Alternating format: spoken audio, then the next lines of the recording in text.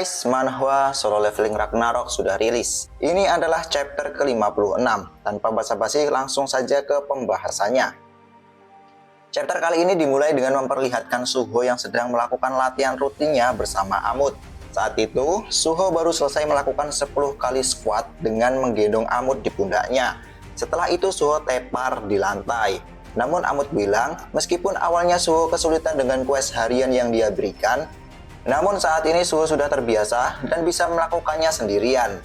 Sementara Suho mulai bangkit dari rebahan lalu melihat inventorinya. Kemudian Suho mengatakan saat ini dia justru merasa aneh jika tidak menyelesaikan quest harian bersama Amut itu.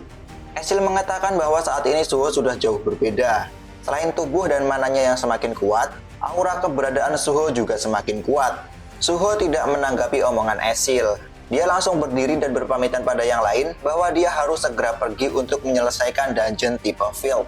Ternyata, rencana yang Suho katakan pada para Hunter Rank S dan pemimpin asosiasi di chapter kemarin adalah dia ingin menumpas semua dungeon tipe field untuk menghalau pembangunan pabrik Stardust baru.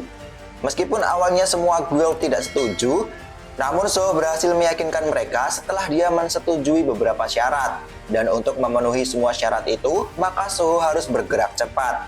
Mendengar penjelasan Suho, Esil dan Grey terlihat semringah dan meminta Suho untuk mengajak mereka.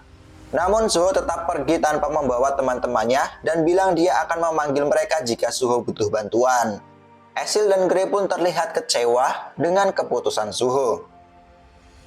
Kemudian scene berpindah memperlihatkan sebuah dungeon tipe field rank D di Cassian Field. Di sana terlihat berkumpul beberapa hunter di depan gerbang dungeon.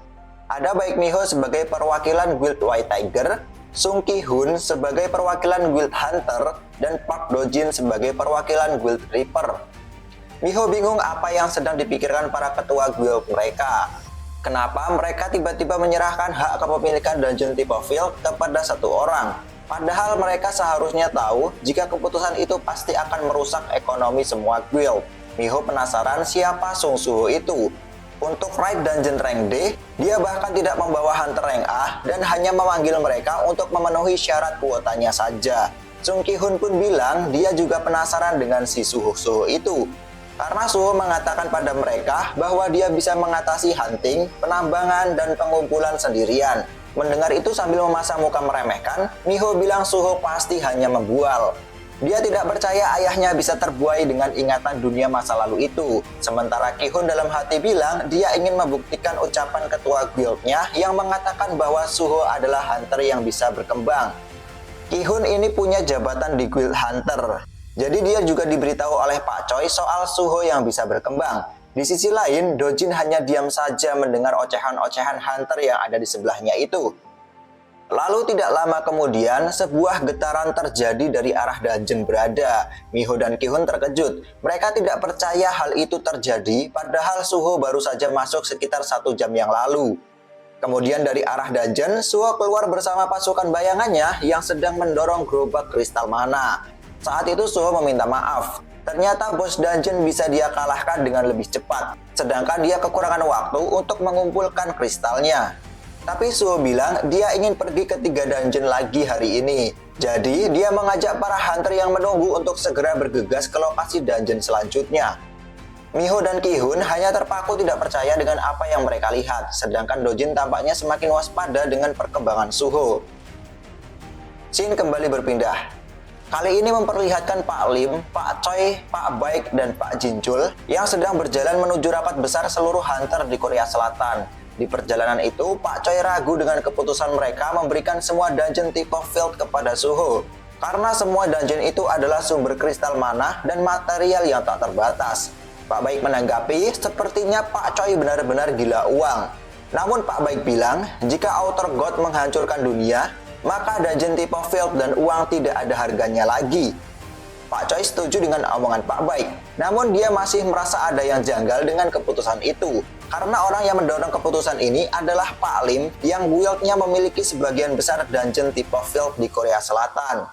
Pak Choi menduga sepertinya Pak Lim merasa bersalah. Apalagi setelah asosiasi menemukan adanya pabrik Stardust di dalam dungeon tipe field yang mereka kelola.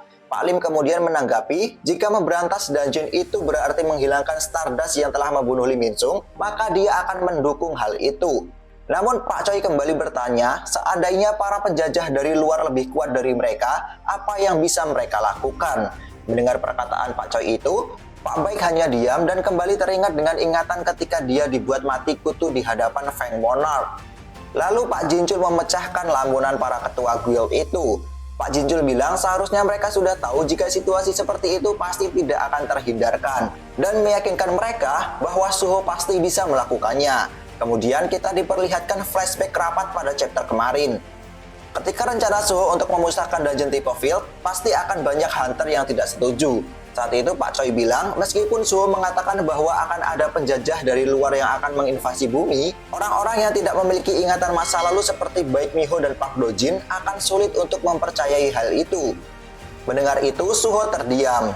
Dia bingung memikirkan cara untuk meyakinkan mereka. Tapi Pak Jinchul memiliki satu cara, dan kemungkinan itu hanyalah satu-satunya cara yang bisa mereka usahakan, yaitu menjadikan Suho selevel dengan hunter tingkat nasional.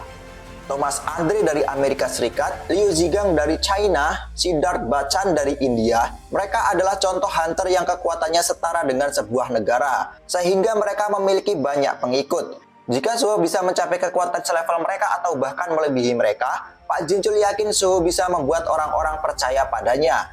Respon saran dari Pak Jinchul, Suho menyetujuinya, dan dia bilang bahwa dalam waktu 1 bulan, Suho berjanji dia akan membuktikan dirinya sebagai hunter yang cukup kuat untuk meyakinkan semua hunter yang ada di dunia. Flashback pun berakhir.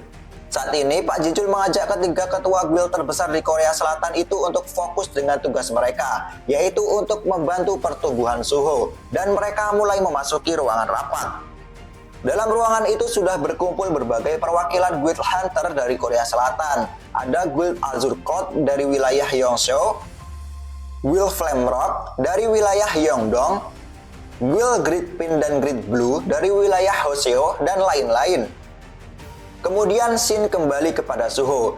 Dia masih terus berjuang untuk membasmi para monster yang ada di dalam dungeon. Suho mengalahkan monster satu demi satu menggunakan tinjuan dan tendangannya. Dan akhirnya, dia berhasil mengalahkan bos dungeon dengan kekuatan Shadow Creation-nya.